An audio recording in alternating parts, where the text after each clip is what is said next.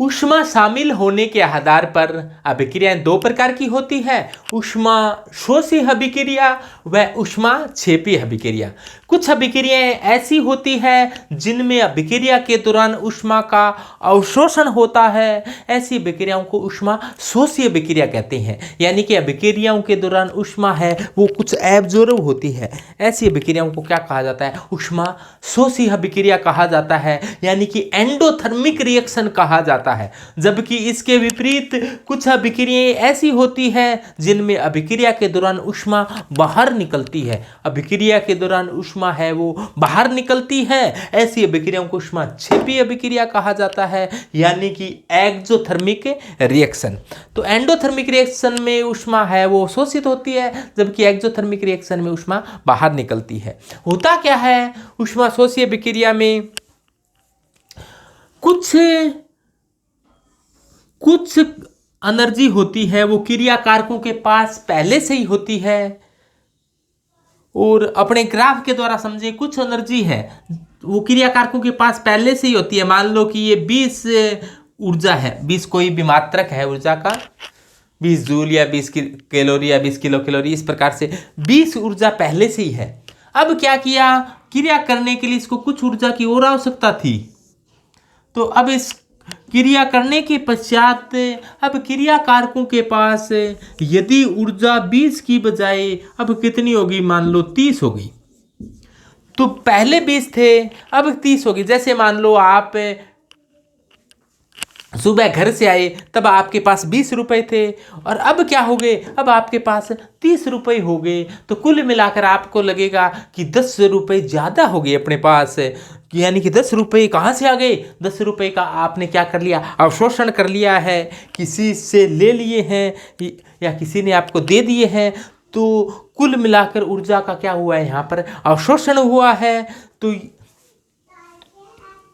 यहाँ पर 10 ऊर्जा आप अवशोषण कर ली, इसके लिए जो डेल्टा एच होता है उसका मान क्या गया 10, और ये आया क्या, डेल्टा एच होता है, ये होती है एनर्जी ऑफ रिएक्टेंट। शुरुआत में जो क्रिया कारकों की ऊर्जा थी उसको एनर्जी ऑफ रिएक्टेंट कह दिया, और उत्पाद की ऊर्जा को एनर्जी ऑफ प्रोडक्ट कह दिया। तो एनर्जी ऑफ प्रोडक्ट का मान 30 है, यहाँ पर एनर्जी ऑफ रिएक्टेंट का मान क्या है, 10 है। तो डेल्टा एच निकाला जाता है, वो हमेशा ऐसे निकाला जाता है कि डेल्टा एच बराबर energy of product minus energy of reactant, यानी कि डेल्टा एच प्रोडक्ट की एनर्जी में से रिएक्टेंट की एनर्जी को घटाना होता है। तो 30 में से अपने 20 घटा दिए तो डेल्टा एच का मान आया 10 से, लेकिन 10 किसका आया, प्लस का आया, यानी कि जो ऊष्मा शोषी अभिक्रिया होती है उसके लिए डेल्टा एच है, डेल्टा एच का मान क्या होता है, धनात्मक होता है, पॉजिटिव होता है। यानी कि अपने डेल्टा एच निकालने के लिए एनर्जी ऑफ रिएक्टेंट और एनर्जी ऑफ प्रोडक्ट अपने को दे रखी हो तो एनर्जी ऑफ प्रोडक्ट में से एनर्जी ऑफ रिएक्टेंट घटाएंगे। अब देखो जैसे मान लो ये कोई अभिक्रिया हो रही है, ऊष्मा शोषी अभिक्रिया N2 + O2 = 2NO, इसमें माइनस इतनी ऊष्मा बाहर निकल रही है, लेकिन इसका डेल्टा एच पूछा जाए तो वो क्या आएगा, पॉजिटिव आएगा, और मान कितना होगा, मान इतना ही होगा कि डेल्टा एच का मान इस अभिक्रिया के लिए 43 किलो कैलोरी होगा। तो इस अभिक्रिया जो N2 + O2 = 2NO है, ये ऊष्मा शोषी अभिक्रिया है, लेकिन डेल्टा एच कितना होगा इसका, प्लस 43 होगा, यानी कि धनात्मक होता है डेल्टा एच। यहाँ पर ऋणात्मक चिन्ह होता है तो डेल्टा एच के मान में धनात्मक चिन्ह आता है, जबकि यहाँ पर धनात्मक चिन्ह होता है तो डेल्टा एच के मान में कैसा चिन्ह आता है, ऋणात्मक चिन्ह आता है। ऊष्मा शोषी अभिक्रिया किसे कहेंगे, ऐसी अभिक्रिया जिसमें अभिक्रिया के दौरान ऊष्मा का अवशोषण होता है, ऊष्मा शोषी अभिक्रिया कहा जाता है। और ऊष्मा छेपी अभिक्रिया किसे कहेंगे, ऐसी अभिक्रिया जिसमें अभिक्रिया के दौरान ऊष्मा है वो बाहर निकल रही है, ऊष्मा छेपी है। ऊष्मा अवशोषित की जा रही है तो ऊष्मा शोषी है। जैसे अमोनिया बनाने की अभिक्रिया ऊष्मा छेपी अभिक्रिया होती है। कैसे, इसमें क्या होता है, इसमें क्रिया कारकों की एनर्जी होती है जो जिसको अपने एनर्जी ऑफ रिएक्टेंट कहते हैं। एनर्जी ऑफ रिएक्टेंट, ये एनर्जी ऑफ रिएक्टेंट इतनी है, यहाँ पर एनर्जी ऑफ रिएक्टेंट इतनी थी, ER का मान आपने बताया 20 है, और ई प्रोडक्ट का मान कितना है अपने पास 30 है। तो यहाँ पर तो क्या हुआ, पहले 20 था बाद में 30 हुआ, इसका मतलब कुछ अवशोषण हुआ है, ऊर्जा का अवशोषण हुआ है। यहाँ पर मान लो एनर्जी ऑफ रिएक्टेंट का मान पहले 20 है, लेकिन अभिक्रिया होने के पश्चात कितना बच गया, 10 ही बच गया। यानी कि अब अपने कहते हैं कि इस अभिक्रिया में एनर्जी ऑफ रिएक्टेंट का मान पहले था 20, अब है एनर्जी ऑफ रिएक्टेंट का मान 10। पहले 20 था अब 10 है।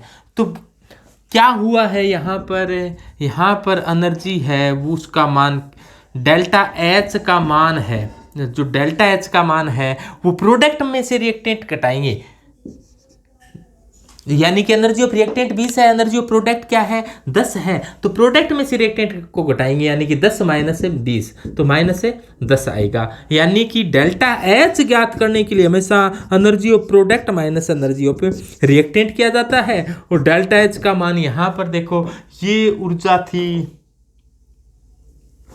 ये अभिक्रिया ऐसे हुई है, ये इस प्रकार से हुई है और यहाँ तक पहुँच गई है। यानी कि एनर्जी ऑफ प्रोडक्ट है वो 10 ही है, एनर्जी ऑफ रिएक्टेंट कितनी थी 20 थी। 20 जैसे मान लो 20 रुपये आप घर से लेकर चले, अब आपके पास 10 रुपये हैं, तो 10 कहाँ गए, 10 का आपने त्याग कर दिया, 10 का आपने त्याग कर दिया। कोई चाय पी ली, कोई किराया दे दिया, कोई और कुछ कर लिया है आपने, तो ये त्याग कर दिया है। त्याग करने का मतलब उसमें ऊष्मा आपकी जेब से बाहर निकल गई, ऊष्मा है वो जेब से बाहर निकल गई, तो ऊष्मा क्षेपीय अभिक्रिया है। और उसमें क्षेपीय अभिक्रिया के लिए जो डेल्टा एच है, डेल्टा एच इसका और इसका अंतर होता है, तो इसका अंतर आ गया है यहाँ पर माइनस का 10। यानी कि डेल्टा एच का मान कैसा होता है, नेगेटिव होता है। और इसके लिए ध्यान आपको ये रखना है कि एक होती है एक्टिवेशन एनर्जी, सक्रियण ऊर्जा, यानी क्रिया कारकों को क्रिया करने के लिए एक ऊर्जा की आवश्यकता होती है, उसे कहा जाता है सक्रियण ऊर्जा या energy of activation, energy of activation. जैसे मान लो क्रिया कारकों के पास कुछ ऊर्जा पहले से ही होती है, क्रिया कारकों के पास कुछ ऊर्जा पहले से ही होती है और कुछ ऊर्जा अतिरिक्त चाहिए क्रिया कारकों को क्रिया करने के लिए, ताकि इस अवरोध को पार कर जाए। इस ऊर्जा को कहा जाता है सक्रियण ऊर्जा, एनर्जी ऑफ एक्टिवेशन। जिस प्रकार अपने सुबह उठते हैं, सुबह उठते ही अपने को एक गिलास चाय पीनी पड़ती है, तो वो अपनी सक्रियण ऊर्जा क्या है, वो एक गिलास चाय है। एक गिलास चाय मिल जाती है तो अपने सक्रिय हो जाते हैं और अपने काम में लग जाते हैं, यानी कि प्रोडक्ट में बदल जाता है। तो इस प्रकार से क्रिया कारकों के पास कुछ ऊर्जा पहले से होती है और कुछ ऊर्जा और चाहिए, उसको कहा जाता है सक्रियण ऊर्जा। लेकिन क्रिया कारकों की है, इसके लिए इसको एनर्जी एक्टिवेशन एनर्जी रिएक्टेंट की उत्पादों की तरफ लिखी जाएगी, वो क्या होगी, एक्टिवेशन एनर्जी किसकी, प्रोडक्ट की। यदि आपसे पूछ लिया जाए कोई भी ऊष्मा शोषी अभिक्रिया है तो एक्टिवेशन एनर्जी रिएक्टेंट की ज़्यादा होती है और एक्टिवेशन एनर्जी प्रोडक्ट की क्या होती है, कम होती है। जबकि ऊष्मा क्षेपीय अभिक्रिया है तो एक्टिवेशन एनर्जी ये है इसकी, एनर्जी ऑफ एक्टिवेशन है रिएक्टेंट की क्या है, ज़्यादा है, कम है, और एक्टिवेशन एनर्जी प्रोडक्ट की क्या है, ज़्यादा है। यानी कि सक्रियण ऊर्जा है वो रिएक्टेंट की यहाँ पर क्या है, एक्टिवेशन एनर्जी किसकी, रिएक्टेंट की, वो क्या है, कम है, और एक्टिवेशन एनर्जी किसकी, प्रोडक्ट की, वो क्या है, ज्यादा है। तो ये होता है एक्सोथर्मिक में। एंडोथर्मिक में एक्टिवेशन एनर्जी, देहली ऊर्जा क्या होती है कि क्रिया कारकों की ऊर्जा इतनी थी, सक्रियण ऊर्जा इतनी है। क्रिया कारकों की ऊर्जा और क्रिया कारकों की सक्रियण ऊर्जा को कुल मिलाकर इतनी ऊर्जा को क्या कहा जाता है, इसे कहा जाता है देहली ऊर्जा, थ्रेशोल्ड एनर्जी, देहली ऊर्जा। या फिर उत्पाद की ऊर्जा और उत्पाद की सक्रियण ऊर्जा के योग को देहली ऊर्जा कहा जाता है।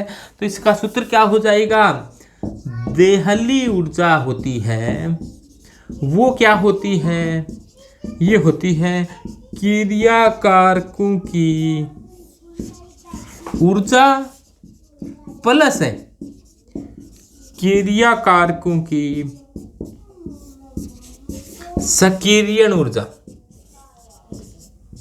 क्रिया कारकों की ऊर्जा में देहली ऊर्जा ज्ञात करने के लिए क्या करना चाहिए, क्रिया कारकों की ऊर्जा में क्रिया कारकों की सेकंड ऊर्जा को जोड़ देना चाहिए। यानी क्रिया कारकों के पास ऊर्जा ये थी और क्रिया कारकों की सेकंड ऊर्जा ये है, तो देहली ऊर्जा की परिभाषा क्या दोगे कि क्रिया कारकों को क्रिया करने के लिए आवश्यक न्यूनतम ऊर्जा और सेकंड ऊर्जा की अतिरिक्त शब्द और लगेगा। क्रिया कारकों को क्रिया करने के लिए आवश्यक ऊर्जा देहली ऊर्जा, क्रिया कारकों को क्रिया करने के लिए अतिरिक्त आवश्यक ऊर्जा को सेकंड ऊर्जा, यानी कि अतिरिक्त शब्द और लग जाएगा, क्योंकि कुछ ऊर्जा पहले से होती है और कुछ ऊर्जा और देनी पड़ती है, यानी कि अतिरिक्त ऊर्जा चाहिए, उसको तो क्या कहा जाता है, सक्रियण ऊर्जा कहा जाता है। तो क्रिया कारकों की ऊर्जा और क्रिया कारकों की सेकंड ऊर्जा को देहली ऊर्जा, या फिर उत्पाद की ऊर्जा और उत्पाद की सेकंड ऊर्जा को भी देहली ऊर्जा कह सकते हैं। देहली ऊर्जा के लिए क्रिया कारकों की ऊर्जा प्लस क्रिया कारकों की सेकंड ऊर्जा, या उत्पाद की ऊर्जा और उत्पाद की सेकंड ऊर्जा, उत्पाद की सेकंड ऊर्जा का योग को भी क्या कहा जाता है, देहली ऊर्जा कहा जाता है।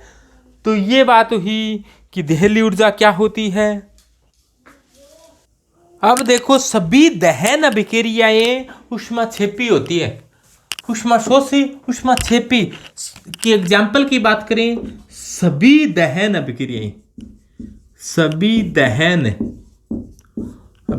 यानी कि कोई जलता हो, यानी कि सभी दहन अभिक्रियाएं ऊष्माक्षेपी होती है, यानी किसी को जलाया जाएगा तो ऊष्मा बाहर निकलेगी। आपने जानते हो दहन पड़ा, दहन अभिक्रिया, होलिका दहन अभिक्रिया, रावण दहन अभिक्रिया, कुंभकर्ण दहन, मेघनाथ दहन आपने पढ़ा है कि दहन में ऊष्मा है वो हमेशा बाहर निकलती है। बस ऊष्माशोषी एक दहन अभिक्रिया ऊष्माशोषी है कि नाइट्रोजन का दहन हो, यानी कि नाइट्रोजन को जलाया जाए। किसी के दहन के अंदर ऑक्सीजन के साथ क्रिया होती है। यहाँ पर ये जो 2NO बना है ये ऊष्माशोषी प्रकार की अभिक्रिया है। बाकी कार्बन डाइऑक्साइड की क्रिया ऑक्सीजन के साथ कराओ, ये दहन है, ऊष्मा बाहर निकल रही है, ऊष्माक्षेपी है। मीथेन को जलाओ, मीथेन की क्रिया ऑक्सीजन के साथ कराई, बनना चाहिए कार्बन डाइऑक्साइड और जल, पूर्ण दहन होगा तो ऊष्माक्षेपी है, तो इसको दहन की ऊष्मा कहेंगे। और जैसे आंशिक दहन होता है तो फिर दहन की ऊष्मा नहीं कहेंगे, लेकिन अभिक्रिया ऊष्माक्षेपी होती है। और इसको संतुलित करने के लिए यहाँ पर कार्बन 1, यहाँ पर कार्बन 1, यहाँ पर ऑक्सीजन 2, यहाँ पर ऑक्सीजन 3 है, 2 कर दो, 2 2 4, हाइड्रोजन कंप्लीट। तो ये सभी के सभी अभिक्रिया में ऊष्मा है वो बाहर निकल रही है, तो ये अभिक्रिया ऊष्माक्षेपी है, यानी कि सभी दहन अभिक्रिया ऊष्माक्षेपी होती है। इनके लिए डेल्टा एच का मान नेगेटिव, इनके लिए डेल्टा एच का मान नेगेटिव होता है क्षेपी के लिए।